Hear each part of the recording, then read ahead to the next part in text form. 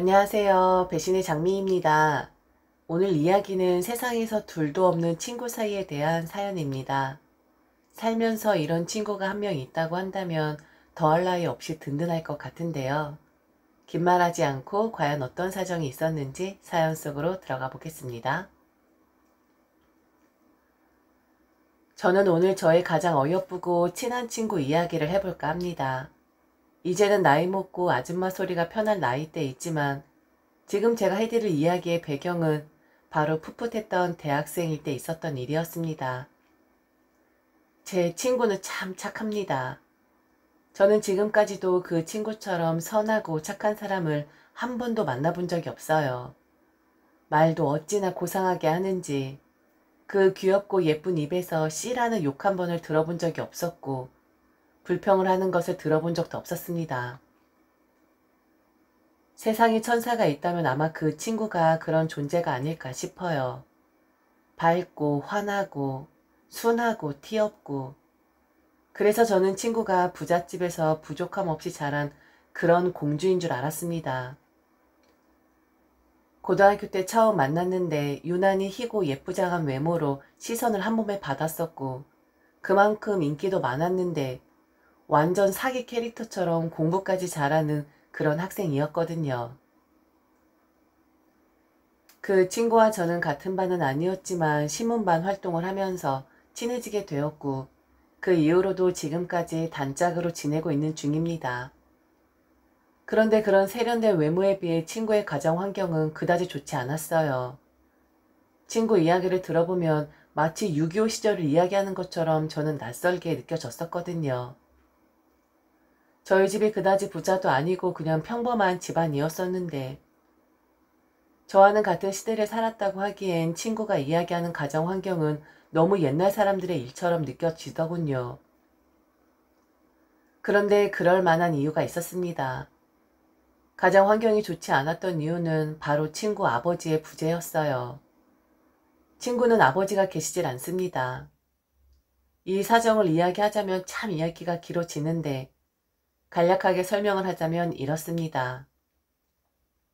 친구의 엄마와 아버지는 결혼을 하셨는데 친구의 아버지가 결혼을 하시기 전에 이미 교제 중인 여성분이 있으셨다고 합니다. 당연히 친구의 엄마는 그 사실을 까마득히 몰랐었고요. 그러다가 잦은 외박을 해 의심을 하던 찰나 친구의 아버지에게 결혼하기 전부터 만난 여자가 있다는 사실을 알게 되셨고 더군다나 그 사이에 자식이 하나 있다는 것도 아셨다 하더군요. 그런데 기가 막히게도 그때 이미 친구도 태어난 상태였었고요. 너무 어이없는 일 아닌가요? 완전 사기 결혼이나 다름없는 것이었죠. 친구의 엄마는 고민에 고민을 한 결과 친구의 아버지와 헤어지기로 결심을 했다고 합니다. 여자 혼자서 이제 막 태어난 아이를 키운다는 것은 쉬운 일은 아니었지만 친구 엄마는 이미 여자가 있는 아버지를 원망하기보다는 그 여자와 사이에서 먼저 태어난 자식을 배려하기 위해 그리하셨다고 합니다. 참 바보 같은 선택이긴 했지만 어쩔 수 없었겠죠. 하지만 친구는 그러더군요.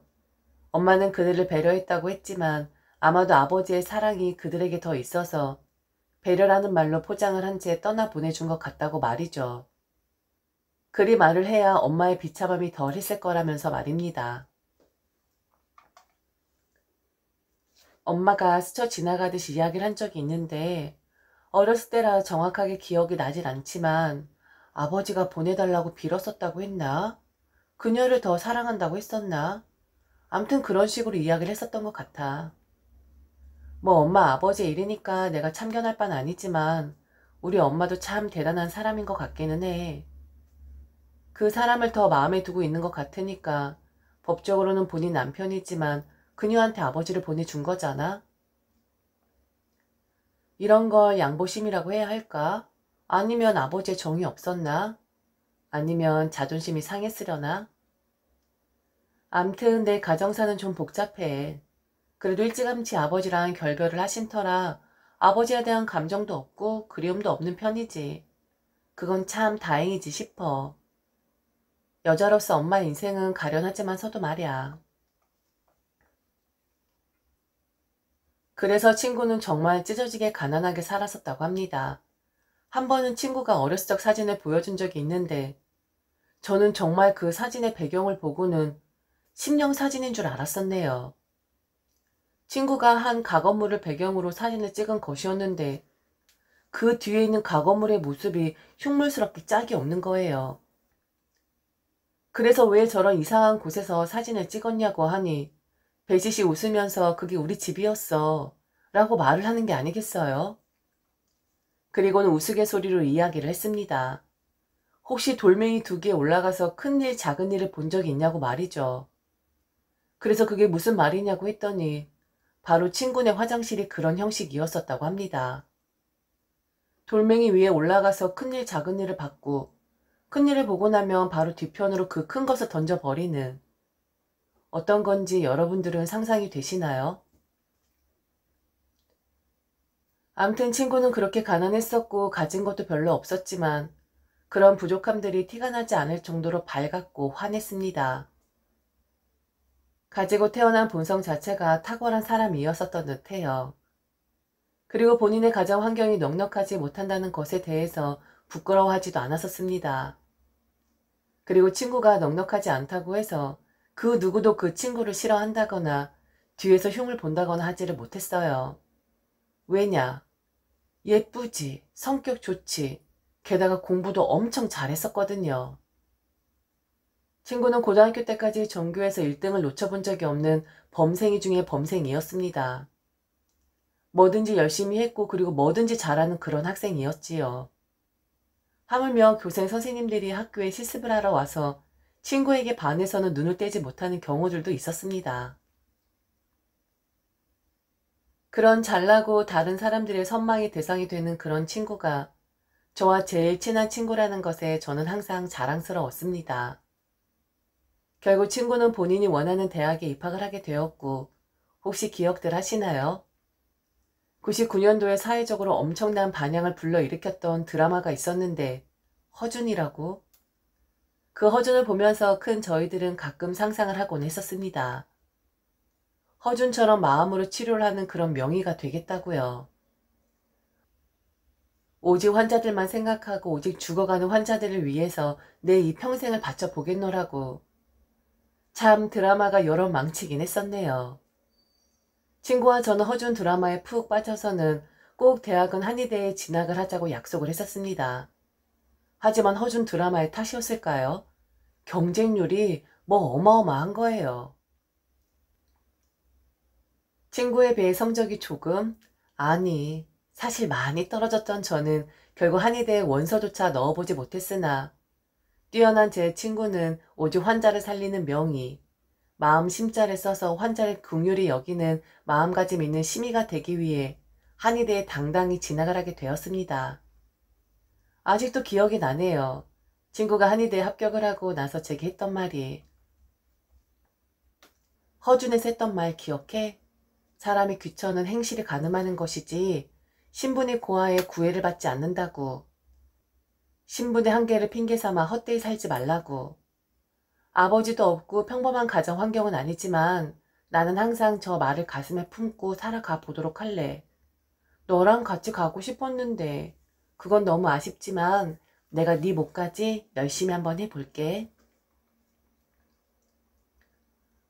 똑똑하면서도 가끔은 맹해 보이고 엉뚱한 구석에 있는 그런 친구였습니다. 당시 반짝반짝한 눈을 하고는 뭔가 결의에 찬 표정으로 제게 이야기를 했었는데 마치 세상을 구하러 나가는 영웅 같은 모습? 암튼 지금 생각해보면 참 귀여운 모습이긴 한데 그때 당시엔 그런 친구가 너무 자랑스러웠었고 멋있어 보이긴 했었던 것 같습니다. 비록 같은 학교는 아니었지만 적어도 저희는 한 달에 한 번씩은 꼭 만나려고 노력을 했었어요. 그리고 남자친구가 생겼을 때도 꼭 소개를 시켜주곤 했었고요. 그날도 그냥 항상 그랬던 것처럼 친구를 만났는데 왠지 모르게 얼굴에 그늘이 있더라고요.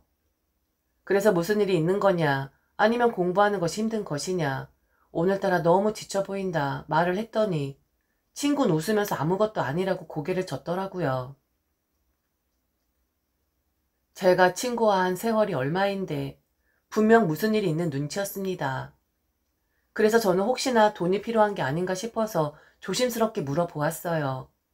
돈 문제라면 우리 사이에 눈치 보지 말고 이야기를 하자고 말이죠. 그랬더니 친구가 다시 한번 환하게 웃더군요. 그래서 그만 웃고 이야기를 하라고 다그쳤습니다.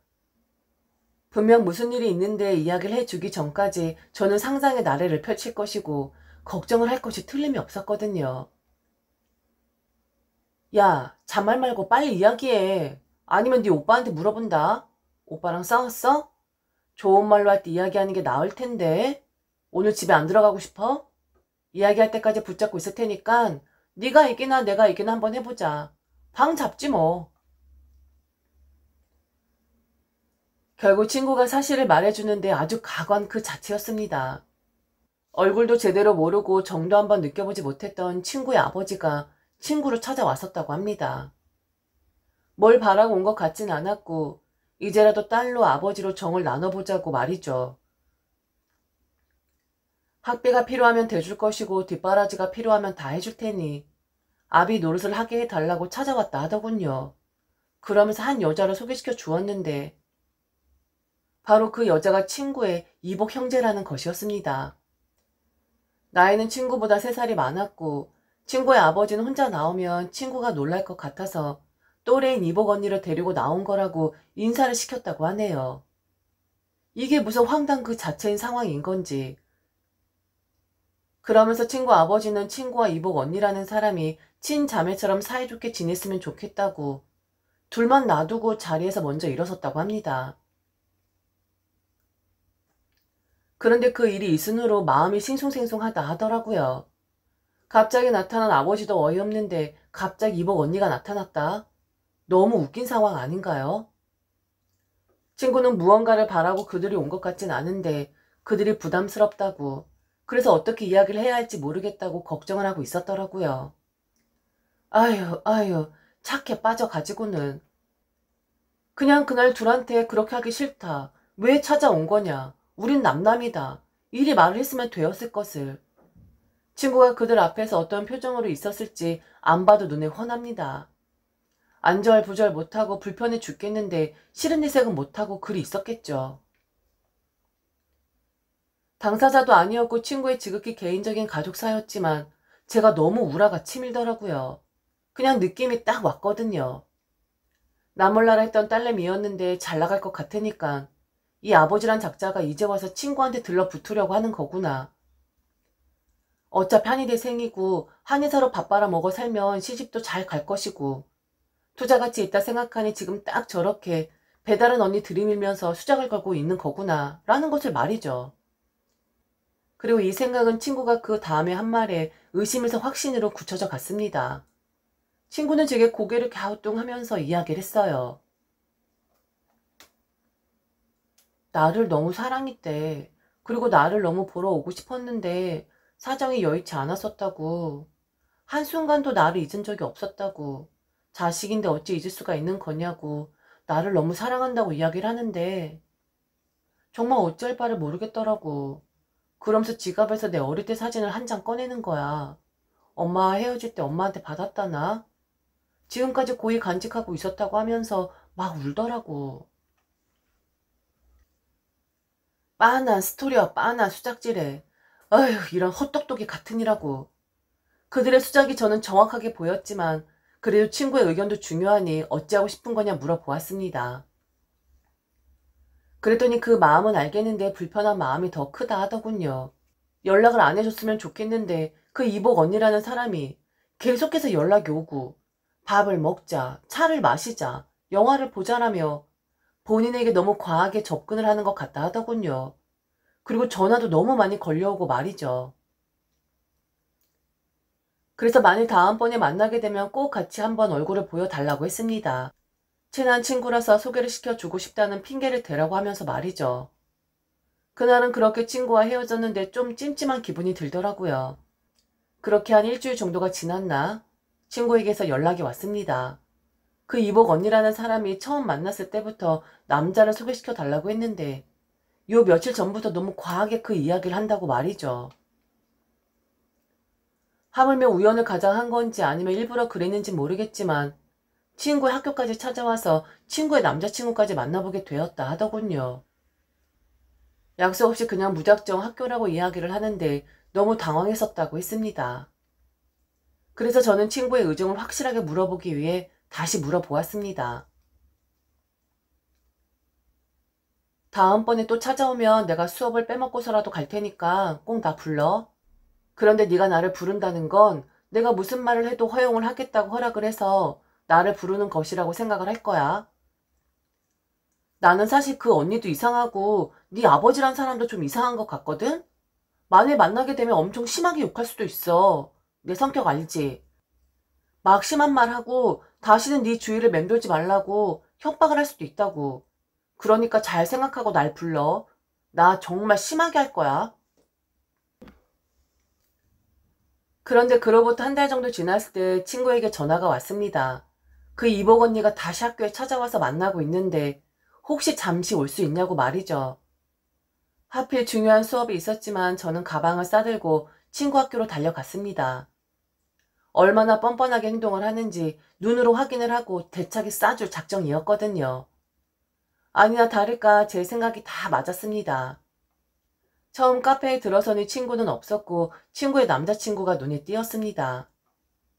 그리고 그 앞에는 이복 언니라는 사람이 앉아 있었는데 여자들은 딱 보면 알 수 있는 그런 눈웃음을 치면서 친구의 남자친구에게 꼬리를 치고 있더군요. 정말 제가 생각했었던 것이 다 맞아떨어지는 것 같았지요. 제가 다가가는 그 이복 언니라는 표정이 굳어졌습니다. 방금 전까지만 해도 눈웃음을 살살 치고 있었는데 말이죠. 그러자 바로 친구가 자리로 돌아왔고 손을 닦고 온도 싶더군요. 저는 단도직입적으로 물어보았습니다. 왜 이렇게 친구를 찾아오는 것이냐고 말이죠. 앞으로 볼 사람도 아니고 사실 친구의 친언니도 아닌데 제가 예의 차릴 필요는 없는 거잖아요.